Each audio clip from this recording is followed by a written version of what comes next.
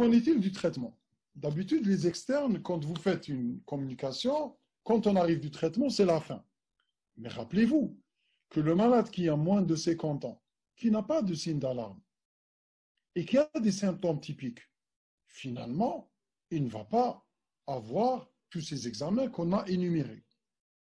Et donc, finalement, en pratique, on va passer directement au traitement. Quand vous devez traiter un patient, bien sûr, vous avez interrogé, vous avez peut-être fait des examens complémentaires, vous devez vous fixer des objectifs. Quels sont les objectifs thérapeutiques? C'est soulager les symptômes, améliorer la qualité de vie du patient. Et si, j'ai mis entre guillemets, si on a fait une endoscopie, et si cette endoscopie retrouve des lésions sévères, ça veut dire quoi, lésions sévères? C'est œsophagite grade C ou grade D de Los Angeles. Je vous rappelle que pour le grade C et D, c'est des ulcérations ou érosions confluentes qui communiquent. Moins de 75%, c'est un C. Plus de 75%, c'est un D. En ce qui concerne, bien évidemment, les règles hygiéno-diététiques, ça c'est capital. Parce que sur le plan du traitement, on a bien dit dans la plaque physiopathe qu'on n'a aucun médicament miracle qui corrige la défaillance du sphincter inférieur de l'œsophage. Et donc, si on ne peut pas agir sur le sphincter inférieur de l'œsophage, obligatoirement, on va donner des médicaments qui vont agir sur l'acidité gastrique. Et du coup, la réflexion logique, quand on arrête le traitement, eh bien, la majorité des patients vont récidiver. En pratique, au moins la moitié, voire plus de la moitié des patients vont récidiver. C'est pour ça que j'ai dit, comment parle-t-on d'échec? Est-ce qu'un patient traité, quand il arrête le traitement, il refait les symptômes? Est-ce que c'est ça un échec? C'est prévisible, puisqu'on n'a pas agi sur la cause. Et donc, on va dire à nos patients, si vous ne voulez pas être dépendant des médicaments sur le long terme, il faut réduire le poids. Logiquement, puisque le surpoids, obésité, c'est le facteur principal. Arrêter l'alcool et le tabac. Arrêter l'alcool et le tabac, mais la problématique majeure, c'est réduire le poids. Et sur le plan pratique, ça, c'est une conférence à part.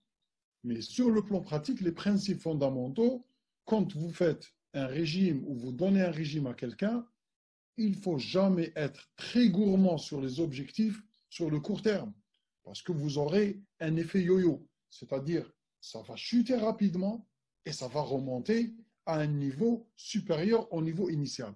Et donc, donnez des règles, fixez-vous un objectif, une perte de 10% sur l'année, c'est génial. Mais les règles hygiéno-diététiques, on doit les changer de façon définitive. On va dire aux patients, par exemple, d'enlever tout ce qui est boissons sucrées, ça, il faut les bannir, surtout avec les conservateurs industriels, ça augmente également le risque de plein de cancers, ça, on ne va pas se gêner. On va dire, il faut les bannir. Et on va aller aux objectifs doucement, l'objectif principal étant de réduire le poids et on sera gagnant dans l'affaire pour notamment les maladies cardiovasculaires, diabète, hypertension, etc. Le régime alimentaire, j'ai mis un point d'interrogation parce que les facteurs déclenchants ne sont pas retrouvés de la même façon chez tous les patients et donc on va essayer de les identifier par l'interrogatoire et c'est finalement le patient qui va faire son propre régime alimentaire en ce qui concerne les facteurs déclenchants. Quels sont les médicaments que l'on va prescrire? On a 4 classes thérapeutiques, les antiacides, les alginates, les anti-H2, les IPP. Et on a également, on va discuter de la chirurgie. Ça, c'est la plaque la plus importante dans la présentation, puisque c'est ce que vous voyez. Ce que vous voyez là, c'est ce qu'on appelle la cellule pariétale. La cellule pariétale, elle siège au niveau du fundus et elle sécrète 2 choses. Il y a 2 pompes dans le pôle apical. Ce que vous voyez là, c'est la pompe, c'est ce qu'on appelle le sympore en physiologie, puisque vous avez une excrétion de Cl- et de potassium dans le même sens, alors que dans l'autre côté, on a ce qu'on appelle un antipore, puisque cette pompe H+, K+, ATPase va pomper un ion potassium et va excréter un ion H+. Le potassium, on est à égalité entre là et là, ça va dans les deux sens, et là, ça va former HCl, c'est ce qui explique que le pH intragastrique est un pH très acide. C'est quoi un antiacide? Un antiacide, c'est tout simplement un médicament qui va tamponner l'ion H+. Ça comporte HCO3- plus H+, H2CO3, et donc ça tamponne les ions H+. Ça a l'avantage d'agir rapidement. L'action de l'antiacide, elle est rapide, puisqu'elle neutralise l'acidité de façon rapide. Malheureusement, cet effet rapide va s'éteindre rapidement, et donc les indications des antiacides, on va les voir tout à l'heure. Les alginates, je n'ai pas mis sur cette plaque, en fait c'est la présentation un petit peu ancienne, je me suis trompé dans la présentation. L'alginate, c'est quoi un alginate? Un alginate, c'est un médicament qu'on va avaler après un repas. Ça va remonter en premier dans l'œsophage, ça va couvrir l'œsophage, ça a un effet couvrant et ça va créer un obstacle entre l'acidité gastrique et la paroi œsophagienne. Vous voyez dans le pôle basal de la cellule pariétale, cette cellule pariétale, elle sécrète HCl et le facteur intrinsèque, qui n'est pas mis ici puisque ce n'est pas l'objectif c'est pas dans l'objectif du cours. Elle sécrète donc le facteur intrinsèque et HCl. Dans le pôle basal, on a l'acétylcholine qui va stimuler la sécrétion acide. C'est ce qui explique la chirurgie qui est très rarement faite actuellement. C'est la vagotomie. Lorsqu'on supprime le vague, on va supprimer cette sécrétion par l'acétylcholine, cette stimulation vagale. Deuxièmement, l'histamine. L'histamine stimule la sécrétion gastrique acide. C'est ce qui explique l'action de ce qu'on appelle les anti-H2, puisque ça, c'est le récepteur H2 de l'histamine. Les H2 antagonistes, c'est la ranitidine. Cette ranitidine, son avantage en pratique, c'est que ça a un effet rapide, moins puissant que les IPP dont on va parler, mais donc ces anti-H2 vont agir rapidement. Le comprimé, on le prend indépendamment des repas, mais bien évidemment, cet effet est moins puissant par rapport aux inhibiteurs de la pompe à protons. C'est quoi un inhibiteur de la pompe à protons? C'est un médicament. Quand on le prend, il passe sous sa forme inactive. Et bien, quand ce médicament arrive, il est absorbé par l'intestin proximal. Et quand cet inhibiteur de la pompe à protons arrive en face de la cellule pariétale, l'acidité H+ va activer l'IPP et l'IPP activé va inactiver la pompe. Je vous rappelle que cette pompe est une protéine. Sa fonction est dépendante de sa conformation tridimensionnelle. Et l'IPP activé, qu'est-ce qu'il va faire? Il va prendre, rappelle un petit peu les souvenirs de la terminale, l'acide aminé cystéine. Entre deux cystéines, il va induire la formation d'un pont disulfure. Il va dénaturer la pompe de façon irréversible et elle ne pourra plus sécréter les ions H+. Et donc, je répète, l'IPP, quand il arrive ici, il est sous sa forme inactive. L'H+ va activer l'IPP. Quand l'IPP est activé, il va agir sur la pompe en créant un pont disulfure entre deux cystéines et cette pompe sera dénaturée de façon irréversible. Ça veut dire que la pompe à protons, ça veut dire quoi? J'ai dit deux choses. La première chose, c'est que la cellule pariétale, pour qu'elle resécrète H+, il faut qu'elle resynthétise une autre pompe à protons qui est une protéine. Et ça prend environ 24 heures. Et donc, l'action de l'IPP, elle est durable dans le temps.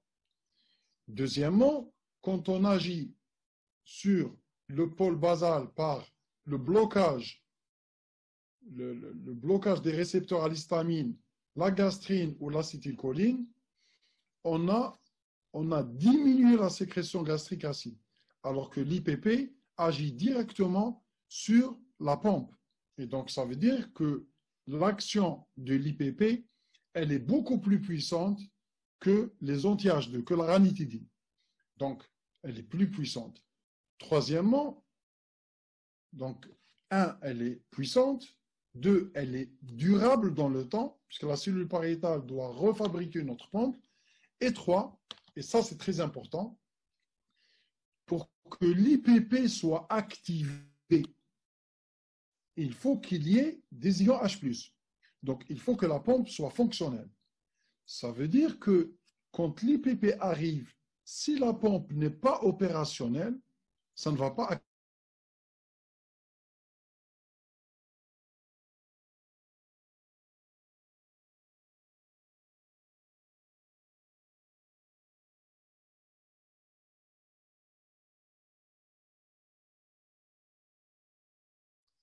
Ça veut dire, pour être pratique, quand vous préconisez un IPP, quel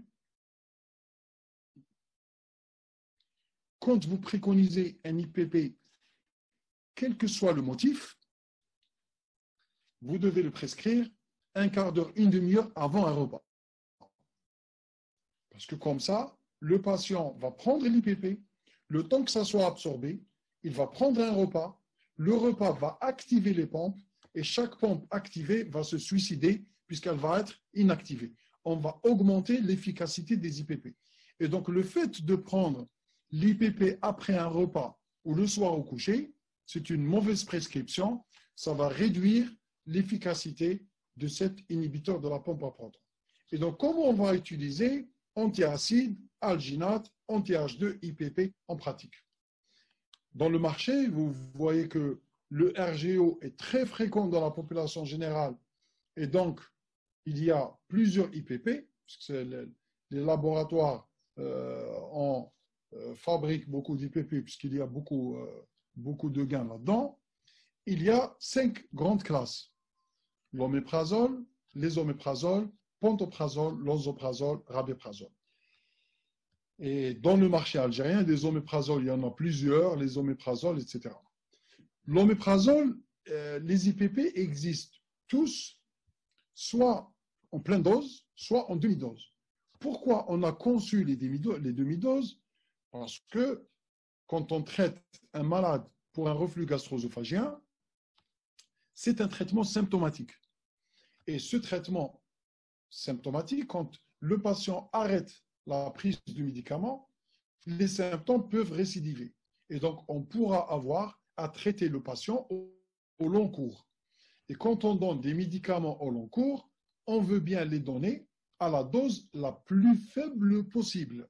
C'est pour ça qu'il y a conception des demi-doses. Donc, si le patient va bien avec la demi-dose, ça vaut mieux que la pleine dose. Donc, pour l'oméprazole, demi-dose 10 mg, pleine dose 20 mg. Les oméprazoles, demi-dose 20 mg, pleine dose 40 mg. Pantoprazole 20-40, lansoprazole 15-30. Le rabéprazole n'existe pas sur le marché algérien, mais bon, 10 mg, pleine dose, 20 mg. Les 4 premiers existent sur le marché sous différentes formes. Je vous rappelle que vous pouvez poser vos questions par texto, et comme ça, je vais voir un petit peu les questions. À la fin de la communication, je vais essayer de répondre à la majorité des questions. En pratique, on est devant 3 situations. Première situation, RGO typique.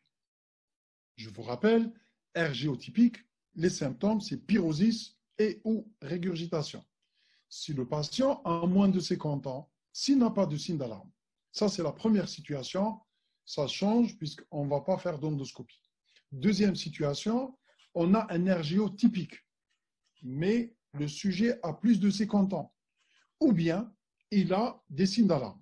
Là, vous imaginez bien, vous avez compris qu'on va devoir l'explorer par un examen endoscopique. Et puis la troisième situation qui concerne surtout le médecin spécialiste, c'est les manifestations atypiques. Donc, première situation, RGO typique, pas de signe d'alarme, âge moins de 50 ans. Eh bien, on a bien compris, l'endoscopie initiale n'est pas nécessaire.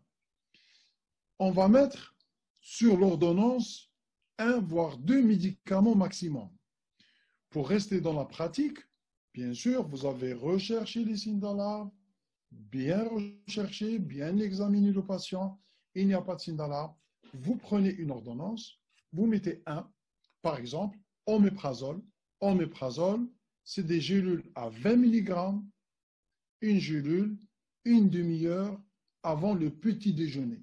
Vous l'écrivez, vous l'expliquez au patient pendant 4 à 6 semaines. Vous mettez QSP 4 semaines. Vous allez me dire, et si le patient a des symptômes la journée et la nuit, et ça lui bousille la qualité de vie, vous pouvez, chez ces patients-là, logiquement, donner, par exemple, oméprazole, une gélule une demi-heure avant le petit déjeuner, une gélule une demi-heure avant le dîner, pas le soir au coucher, avant le dîner, pendant, par exemple, 2 semaines, et puis pendant 4 semaines, une gélule une demi-heure avant le petit déjeuner. QSP, 6 semaines. Et les IPP ont une action puissante, durable, dépendante du repas, ça vous l'avez bien compris, mais chez certains malades, le contrôle des symptômes n'est pas optimal. Alors, dans la même ordonnance, vous pouvez, sur la même ordonnance, rajouter un antiacide ou un alginate et dire au patient, par exemple pour l'antiacide, si jamais vous avez des brûlures, prenez une cuillère à soupe de l'antiacide, ça a un soulagement, ça va induire un soulagement rapide des symptômes et on ne peut pas donner que l'antiacide parce qu'on aura à donner beaucoup de flacons. Donc, l'ordonnance va comporter un seul médicament, voire 2 au maximum. Expliquez au patient. Ça marche, on va arrêter le traitement et on va voir ce qui se passe. Vous allez me dire, mais pourquoi vous arrêtez le traitement, sachant que on n'a pas agi sur la cause. Bien sûr, vous avez interrogé le patient, vous avez corrigé les règles hygiéno-diététiques. Je vais vous mettre une autre présentation plus récente parce que là, je me suis trompé dans la présentation. Les règles hygiéno-diététiques, vous allez dire manger le soir tôt, bien mastiquer, ne pas prendre des repas très copieux le soir, éviter le gras le soir puisque la vidange gastrique est ralentie, ne pas dormir immédiatement après un repas, respecter un délai d'au moins de 3 heures, arrêter les facteurs déclenchants, et puis là, on va récupérer environ 40% des malades qui ne vont pas récidiver. Les 60% restants, ils vont récidiver, on va voir de quelle manière et on va les prendre en charge. Échec, ça ne marche pas. Si ça ne marche pas, eh bien, l'endoscopie haute est obligatoire, puisqu'il faut voir ce qui se passe à l'intérieur. Deuxième situation, il s'agit d'un RGO typique, c'est-à-dire pyrosis et ou régurgitation. Le sujet est âgé de plus de 50 ans, ou il y a un signe d'alarme. Un des signes d'alarme suffit pour faire une endoscopie. L'endoscopie initiale est nécessaire. Cette endoscopie, soit elle va retrouver une œsophagite non sévère, soit elle va être strictement normale. Ça veut dire quoi, œsophagite non sévère? Ça veut dire œsophagite grade A ou B de Los Angeles. Je vous rappelle que pour le grade A et B de Los Angeles, c'est une érosion, c'est des érosions ou ulcérations linéaires qui ne communiquent pas, non confluentes. Moins de 5 mm, c'est un A. Supérieur ou égal à 5 mm, c'est un B. Vous allez me dire, mais se tromper n'est pas si méchant que ça, puisqu'ils sont dans le même sac. Je suis d'accord. On va les traiter de la même manière que le cas qu'on a décrit tout à l'heure, c'est-à-dire avec des IPP pendant au moins 4 semaines. Soit simple dose, ça veut dire simple dose, ça veut dire pleine dose. Pleine dose, ça veut dire oméprazole 20 mg, 20 mg, une gélule, une demi-heure avant le petit déjeuner, bien expliqué. Si le patient fait des symptômes plus importants, on peut doubler la dose pendant le premier moment. En ce qui concerne l'œsophagite sévère, ça veut dire si le malade me fait une œsophagite grade C ou D de Los Angeles, ça veut dire que les ulcérations sont confluentes, soit moins de 75% de la circonférence, c'est un C, supérieur ou égal à 75%, c'est un D, ou bien il y a une forme compliquée. Là, obligatoirement, l'IPP qui sera utilisé, c'est obligatoirement double dose pendant au moins 8 semaines. Ça veut dire que si vous mettez de l'oméprazole, une gélule, une demi-heure avant le petit déjeuner, une demi-heure avant le dîner, pendant 8 semaines minimum, et après ces 8 semaines, si vous vous rappelez la plaque sur les objectifs, on a dit soulager les symptômes, améliorer la qualité de vie. Là, le troisième objectif est obligatoire, c'est-à-dire cicatrisation des lésions. Et la seule façon de vérifier qu'il y a eu cicatrisation des lésions, c'est de refaire cette endoscopie, c'est-à-dire le contrôle endoscopique est obligatoire. Si ça a cicatrisé, on va maintenir les IPP au long cours, on ne va pas pouvoir les arrêter. S'il y a échec, on va se poser certaines questions. Surtout, l'observance au traitement, c'est la première cause d'échec. L'observance au traitement, la façon de prendre l'IPP, s'il y a un échec réel, ce qui est rare, on va prendre les mesures qu'il faut. Troisième situation, manifestation atypique. Ça veut dire là, c'est le patient qui a fait des douleurs thoraciques, mais sur le plan cardiologique, il n'y a strictement rien et l'exploration est revenue strictement normale. Vérifiez vous-même que tous les examens cardiologiques ont été faits. Document à l'appui. Vous devez voir. Sinon, vous allez vous faire avoir. Vous allez indiquer une endoscopie et en phase de douleur, l'endoscopie, en cas d'infarctus du myocarde, est formellement contre-indiquée. Si on a éliminé ça, devant des manifestations orales atypiques, eh ben, l'endoscopie va rechercher quoi? Va rechercher est-ce qu'il y a ou pas des lésions d'œsophagite. S'il y a œsophagite, il y a obligatoirement reflux. Et donc, on a posé le diagnostic de reflux, on va passer au traitement. Maintenant, s'il n'y a pas d'œsophagite, est-ce que le fait qu'il n'y ait pas d'œsophagite permet d'éliminer formellement un reflux? La réponse est clairement non. La réponse est clairement non, parce que vous vous rappelez que pour les malades qui ont un reflux gastro-œsophagien, dans la majorité des cas, l'endoscopie digestive va être normale. Et une endoscopie normale n'élimine pas le diagnostic de reflux gastro-œsophagien. Qu'est-ce qu'on va faire? Eh bien, soit on dispose, vous allez faire ça, le détail dans le cours exploration, physiologie et exploration de l'œsophage, on va faire une pH-métrie couplée à une impédance-métrie, puisque le pH intra-œsophagien, il est aux alentours de 6. Si on a à la pH-métrie un pH de façon durable, répétée, qui descend au-dessous de 4, ce n'est pas normal. Ça veut dire qu'il y a forcément remontée du contenu gastrique dans l'œsophage et on a posé le diagnostic de reflux gastro-œsophagien. Si on n'a pas pu avoir de pH-métrie et cette pH-métrie n'est pas disponible dans la pratique courante, vous pouvez vous dire la chose suivante. De toute façon, les IPP sont des médicaments très puissants pour réduire la sécrétion gastrique acide. On va bien expliquer au patient, on va lui donner des IPP double dose, bien expliquer que ça se prend avant un repas, l'écrire sur l'ordonnance, l'expliquer au patient. Et si on donne ça pendant 8 semaines, et si le patient, il y a de l'amélioration nette des symptômes sur les 8 semaines, eh ben on va se dire que finalement, sur les 8 semaines, il y a cette symptomatologie est en rapport avec un reflux gastro-œsophagien. Vous allez me dire, le diagnostic de certitude, c'est la pH-métrie, impédance-métrie, mais ça, c'est un diagnostic indirect qui vaut ce qu'il vaut, mais il est de toute façon utilisé très couramment dans la pratique quotidienne.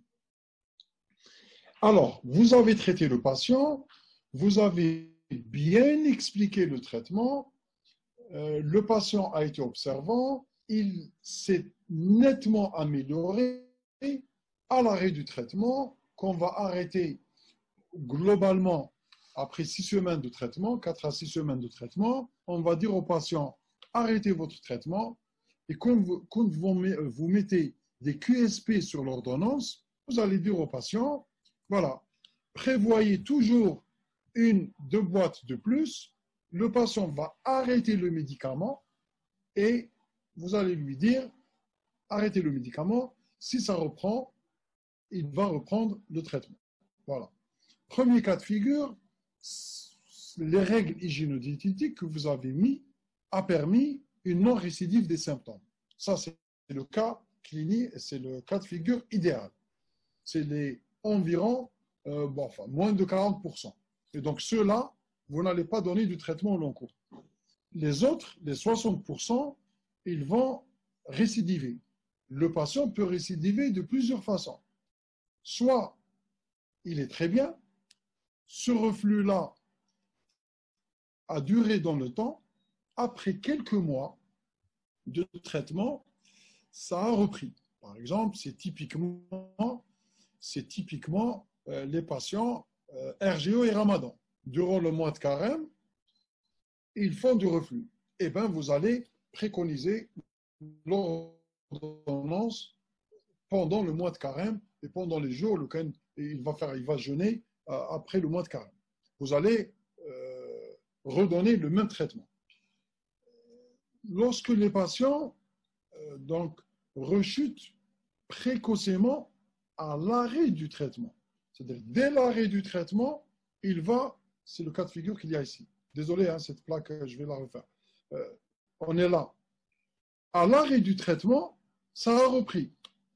Et si à l'arrêt du traitement, ça a repris, entre-temps, il a repris les médicaments et il vient vous voir. Eh bien, c'est un RGO chronique. Vous allez préconiser un traitement au long cours. Si c'est avisé purement symptomatique, vous allez donner la dose minimale efficace. C'est-à-dire, vous avez deux façons de faire. Soit vous donnez la demi-dose, par exemple l'oméprazole, le 20 mg, vous avez basculé vers le 10 mg. Une deuxième façon de faire, c'est de dire au patient, prenez un jour oui, un jour non. Si ça marche, un jour oui, 2 jours non. Si ça reprend, revenez à un jour oui, un jour non, et maintenez ce traitement sur le long cours. Le patient va vous dire, est-ce que je peux arrêter par moment et voir ce qui se passe? Eh bien oui, ce n'est pas méchant. Vous avez des médicaments, vous arrêtez, vous voyez ce qui se passe. Si ça reprend, eh bien reprenez les médicaments. Et finalement, c'est de l'apprentissage et c'est le patient qui va gérer ces médicaments au long cours. En cas d'œsophagite sévère ou d'œsophagite compliquée, obligatoirement, les IPP ne doivent pas être arrêtés parce que l'expérience montre clairement qu'à l'arrêt du traitement, les symptômes vont reprendre et plus encore, les lésions vont réapparaître. Et donc, tout ce qui est œsophagite grade C, grade D de Los Angeles impose un IPP à dose complète au long cours. Si vous parlez de l'oméprazole, c'est du 20 mg une fois par jour à vie. Maintenant, les autres cas de figure. Les autres cas de figure, vous avez un patient qui vient vous voir, il a des symptômes typiques, il a un pyrosis, et ce pyrosis-là est occasionnel. Par exemple, lorsqu'il est invité, lorsqu'il mange quelque chose dehors, par exemple, certains aliments, il a des espaces, il a des symptômes. Moins inférieur ou égal à 2 fois par semaine, c'est-à-dire 1 fois par semaine ou moins d'1 fois par semaine. Pour ces patients-là, les IPP ne sont pas de bons médicaments. Parce que s'il fait un épisode de reflux une fois par hasard, vous avez besoin d'un médicament à action rapide, même s'il n'est pas très puissant. Et là, les antiacides sont bons, les alginates sont bons, les anti-H2 sont bons. C'est-à-dire, vous allez prescrire un antiacide qu'il va prendre ou un alginate qu'il va prendre à la demande. Dans ce cas de figure, les IPP ne sont pas recommandés parce que même s'ils sont puissants, même s'ils ont une action durable, ils n'ont pas un effet immédiat. Deuxième cas de figure, on a des symptômes typiques, là j'en ai parlé, et rapprochés. C'est-à-dire, le patient fait les symptômes supérieurs à une fois strictement. Hein. C'est-à-dire 2 fois ou plus. Là, obligatoirement, on va préconiser les IPP. On va préconiser les IPP obligatoirement. Et vous avez fait la part des choses entre le 1, entre là et là. Là, c'est des symptômes typiques espacés une fois par semaine ou une fois plus d'une semaine. Là, les IPP ne sont pas recommandés. Antiacide, alginate, anti-H2. 2 épisodes par semaine ou plus, obligatoirement, on va traiter par les IPP. Avec les IPP, on peut mettre un antiacide pour un meilleur contrôle des symptômes. La question que les patients vont vous poser obligatoirement, actuellement, il y a débat. Vous allez sur Google, vous mettez effets secondaires des IPP. Les patients vont le faire, puisque systématiquement, quand vous mettez des médicaments au long cours, les patients redoutent les effets secondaires. Et s'ils vont sur le moteur de recherche Google, ils vont voir plein de choses. Là, je vais vous mettre une autre plaque où il y a cancer, ça expose au cancer, cancer gastrique, cancer colique, ça peut donner une insuffisance rénale, ça peut donner une démence, ça peut donner des infections digestives pulmonaires, ça peut donner des fractures osseuses et le patient va venir affolé. Docteur, qu'est-ce que vous m'avez donné? Vous m'avez donné un médicament qui donne le cancer. Et il faut savoir que ces effets secondaires ont été bien étudiés et que jusqu'à présent, en 2020, le risque global est faible, voire est soit théorique, par exemple, le risque de fracture osseuse est très théorique.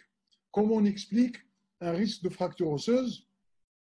Par le fait que les IPP pourraient entraîner une malabsorption de calcium et les fameuses pompes existent également au niveau des ostéoclastes. Et vous savez que la destruction-réparation de l'os, c'est un processus continu dans le temps.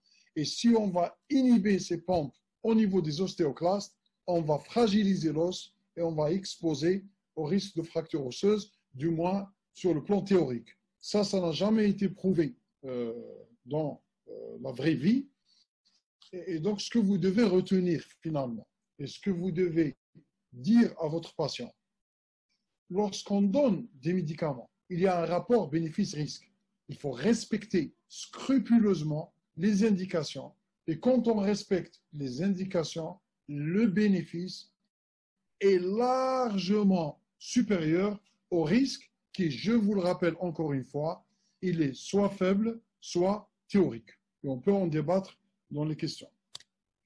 La seule précaution à prendre, c'est quand vous donnez des IPP au long cours, ça veut dire quoi au long cours? C'est supérieur à 6 mois.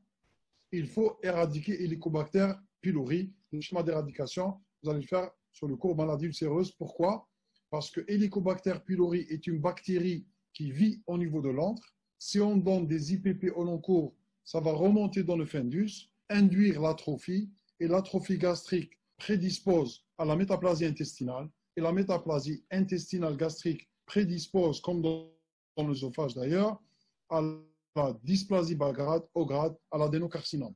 Et donc, si on donne des IPP, il y a un risque, même s'il est faible, il y a un risque d'accélérer le processus d'atrophie, métaplasie, dysplasie, et donc ça exposerait au risque de cancer gastrique. Et donc, il faut tuer la bactérie, éradiquer l'Helicobacter pylori chez les patients chez qui on va donner des IPP au long cours.